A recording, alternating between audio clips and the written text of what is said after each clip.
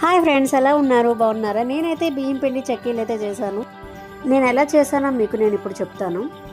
వరిపిండి ఒక గ్లాసుడు వాటర్, పచ్చిమిర్చి, అల్లం, పెసరపప్పు అయితే నానబెడతారు. అది నానబెట్టకుండానే నేనైతే వాటర్లో వేస్తాను. అల్లం, పచ్చిమిర్చి, ఎండుమిర్చి కూడా గ్రైండ్ చేశాను. స్పైసీగా ఉంటుంది కదా. ఏదైనా ఇప్పట్లో బయట ఫుడ్ అంటే ఎవరికి ఇప్పుడు నచ్చడం లేదు, హెల్త్ కూడా బాగుండలేదు కదా.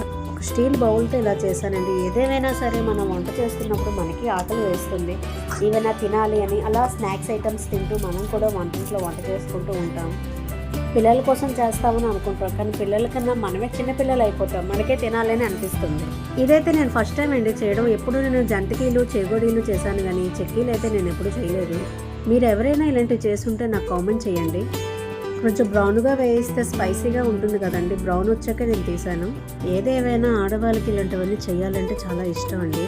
మార్నింగ్ లేచిన నుంచి నైట్ పడుకున్నంత వరకు వంటింట్లోనే ఉంటాము. చూస్తున్నారు కదా, అంత రౌండ్గా బ్రౌన్గా వచ్చాయి. మీరు ఎవరైనా చేస్తుంటే కామెంట్ చేయండి, లైక్ చేయండి, షేర్ చేయండి, సబ్స్క్రైబ్ చేయండి.